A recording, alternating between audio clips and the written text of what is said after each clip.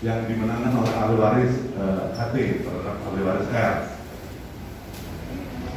8, 9, 10 perdamaian tersebut bermuara pada bahwa Tuan SF diakui sebagai pemilik 2 HGB dari perdamaian tersebut. Dari mana perdamaian itu bisa kami dapat? Ternyata Bapak Ibu sekalian, perdamaian itu tertuang di dalam penetapan Pengadilan Negeri Jakarta Barat tahun 2011 tanggal 29 September 2011 sampai terakhir adalah tanggal 4 Oktober 2011 penetapannya itu diangkat. Penetapan tersebut mengatakan bahwa mengangkat apa?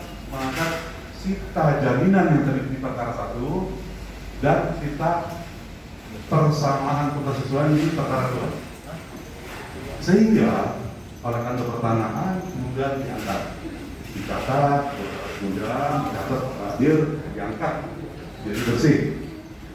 Karena sudah bersih saat itu ya Pak, kemudian terjadilah beberapa kali mutasi atau penggunaan data, dijual PT ABD, kemudian dipasang hak tanggungan, kemudian ada perpanjangan HGB. Ada perpanjangan HGB di tahun 2018 atau 2017 saya lupa. Kemudian diroyal dan terakhir pemilik terakhir adalah PT P berdasarkan akta jual beli yang dibuat oleh PPAT Jakarta Barat. Dari data-data ini ternyata kalau kita hubungkan dengan SK Kakanwil yang tadi yang membatalkan 2 HGB ini, ada yang tidak dicantumkan dalam SK Kakanwil. Karena yang dicantumkan hanya perkara nomor 1 yang menangkan ahli waris R. Kalau melihat itu saja seakan-akan bahwa ahli waris adalah pemiliknya. Tetapi kalau melihat penetapan yang 2011 tadi, isinya ternyata tidak hanya perkara 179. Yang namanya ahli waris ya pemiliknya.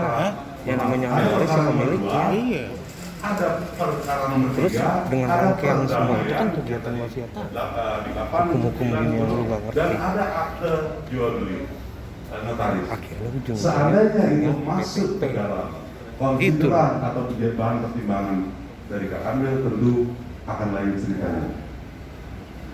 Nah, terhadap adanya kekurangan kapan tersebut, Kementerian sebagai atasan melakukan suatu eksaminasi, penilaian, evaluasi bagaimana terhadap sertifikat SK Kakanwil tersebut.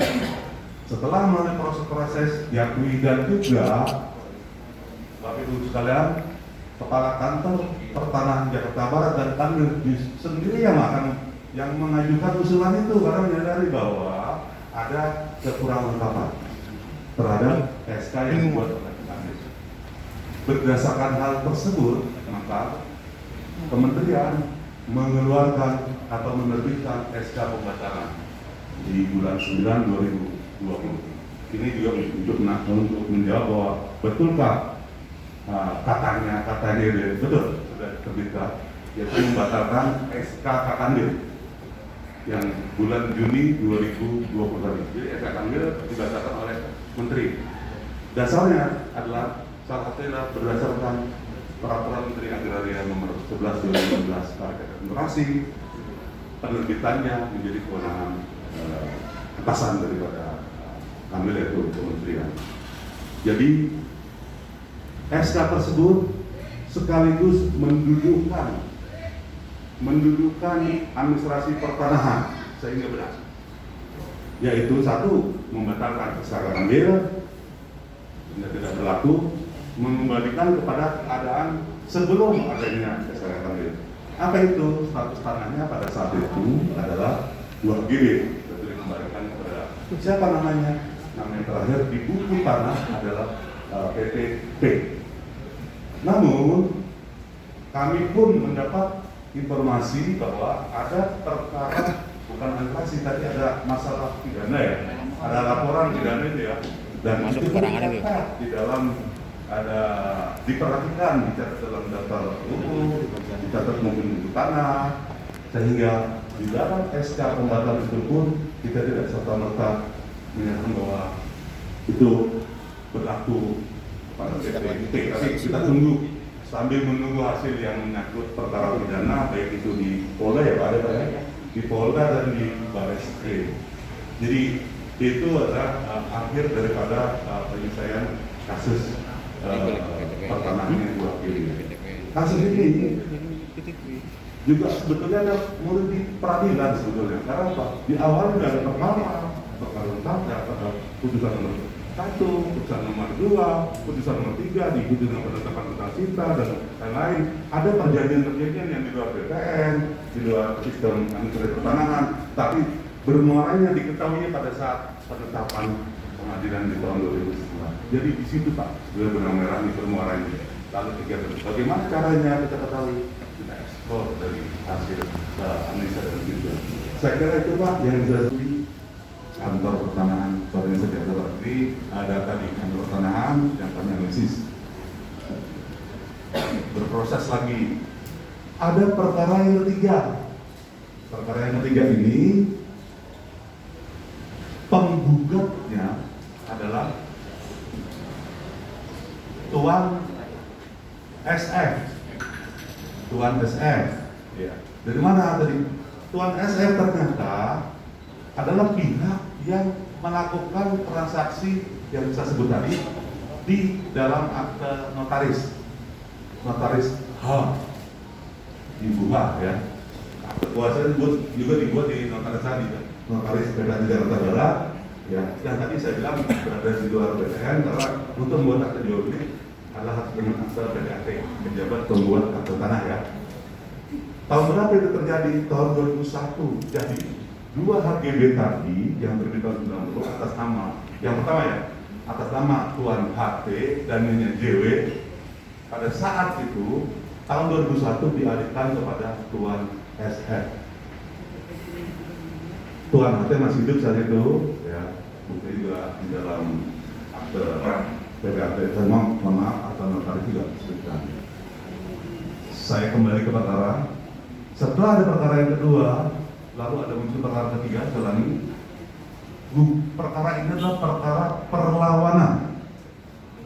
Dari siapa? Dari Tuan SF terhadap Sita. Perkara di yang pertama dan juga yang perkara yang kedua. Tergugatnya atau terlawannya adalah satu ahli waris, ahli waris F dan Nyonya JW dan ahli waris Tuan HT serta kantor pertanahan Kota Administrasi Jakarta Barat sebagai pihak dan turut terlawan. Berproseslah perkara yang ketiga ini. Gugatan perlawanan daripada si Tuan SF dikabulkan. Jadi dianggap sebagai perlawanan yang baik, dia sebagai pemilik dari HGB dengan pertimbangan hukum dari majelis hakim, salah satunya bahwa saya tidak bisa mengutip satu persatu kalimatnya, tapi intinya bahwa walaupun ada perkara 179, ada hal lain terkait dengan penguasaan dua HGB tersebut, tidak pihak terlawan tidak terpengaruh, jadi tetap sah. Pelawan adalah pembeli yang beritikat baik dan mungkin harus dilindungi, sehingga gugatannya perlawanan dikabulkan. Selesai Pak. 3 perkara, perkara 1, perkara 2, perkara 3 juga diikuti ternyata di luar administrasi BPN. Dengan apa? Ada perjanjian perdamaian seperti ini. Tapi kami mendapat fotokopi saja, itu pun dari pengadu dari siapa namanya, LWSL ya Pak ya, dan PTP ya. Ada perjanjian perdamaian yang dibuat oleh notaris di Jakarta, notaris ZA saat itu. Ada 3 akte perdamaian. 1 perdamaian nomor 8, 9, 10. Boleh. Ada akte perdamaian nomor 9 dan akte perdamaian nomor 10. Satu tangannya. saya lihat dari daftar ini perdamaiannya adalah tahun 2011 sampai saat 2011. Di dalam akta perdamaian 8 tersebut, perdamaian sebenarnya perdamaian induk meliputi 3 pihak ya, meliputi 3 pihak. Kemudian di perdamaian nomor 9 itu merujuk kepada tindak lanjut dari putusan nomor 1 tadi yang dimenangkan oleh ahli waris R. Putusan yang ditakdir dan Pak Kaki menyatakan di tahun 2002 ya, 2002. Saya bergerak ke belakang rangkaiannya. Memang di tahun 2002 ada gugatan perdata oleh ahli waris L ya, terhadap siapa? Terhadap pemilik asal sertifikat 2 HGB tersebut, yang satu atas suami istri sebagai pemiliknya. Yang pertama adalah Tuan HT dan nyonya JW. Dalam proses persidangan tersebut, si ahli waris R dimenangkan sampai dengan kasasi. Itu yang ada di dalam administrasi pertanahan di BPN. Perlu saya jelaskan bahwa yang saya sampaikan ini adalah proses administrasi pertanahan yang ada di daftar umum BPN. Utamanya adalah buku tanah. Tapi teman-teman harus pakai buku tanah yang diambil. Memang disitulah sumbernya kita untuk melakukan suatu analisis, penyelesaian masalah atau penanganan seperti itu. Kemudian perkara ini ingkrah di tahun 2006. Objeknya apa? Objeknya adalah 2 HGB tadi yang total luasnya kurang lebih 9.000. Yang terbit 2 HGB ini terbit tahun 1998 melalui proses konversi. Dari apa? Dari tanah minadat di Jakarta, tanah minadat di kiri ya, proses konversi atau pengakuan hak. Dalam perkara yang saya sebut perkara nomor 1 ya, karena saya tidak bisa menyebut nomor perkaranya, nanti bisa dicek. Perkara 1, si ahli waris L menang. Tetapi proses untuk mengajukan pembatalannya adalah di tahun 2020. Jadi dari tahun 2000 sampai 2020. Di sela-sela putusan perkara nomor 1 yang terakhir ini ada sita jaminan yang diletakkan terhadap 2 sertifikat tersebut, yaitu pada tahun 2002. Jadi sebelum ingkrah, bisa jadi dikabul-kabul dan setelahnya bersama dengan putusan akhirnya 2002. Dan itu dicatat di dalam buku tanah 2 HGB ini. Selain itu, ternyata di luar, lagi di luar administrasi pertanahan ada kegiatan pemeliharaan data. Pemeliharaan data itu adalah perbuatan yang mengalihkan ya Bapak Ibu sekalian. Di tahun berapa? Di tahun 2001. Jadi sebelum perkara 1 tadi, tahun 2002, sudah ada kegiatan pengalihan yang tadi Pak Dir katakan tadi. Ada 2 akte notaris, PPJP dan kuasa. Bukan akte PPAT, ini akte notaris beda, pejabat umum notaris dan PPAT beda. Artinya saat itu belum masuk ranah BPN, karena masih menggunakan akte notaris. Untuk peralihan hak perlu menggunakan akte PPAT. Berproses. Setelah ada perkara yang ingkrah tadi di tahun 2006 tadi, perkara nomor 1, ada juga perkara nomor 2. Perkara nomor 2 ini adalah perkara antara ahli waris R ya dengan ahli waris pemilik sertifikat. Saya sebut penggugatnya adalah pertama Nyonya JW sendiri, yang kedua adalah ahli waris dari Bapak HT. Di perkara perdata juga ini. Di perkara yang kedua ini ingkrah juga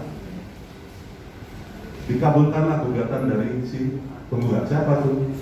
ahli waris Tuan HP dan Nyonya JW. Jadi secara bersama-sama ini, secara bersama-sama kesepakatannya adalah bahwa salah satunya bahwa gugatan daripada si penggugat ahli waris penelitian tadi dikabulkan untuk pembagian 7/11 bagian, salah satunya ya, salah satu dari perkara lain.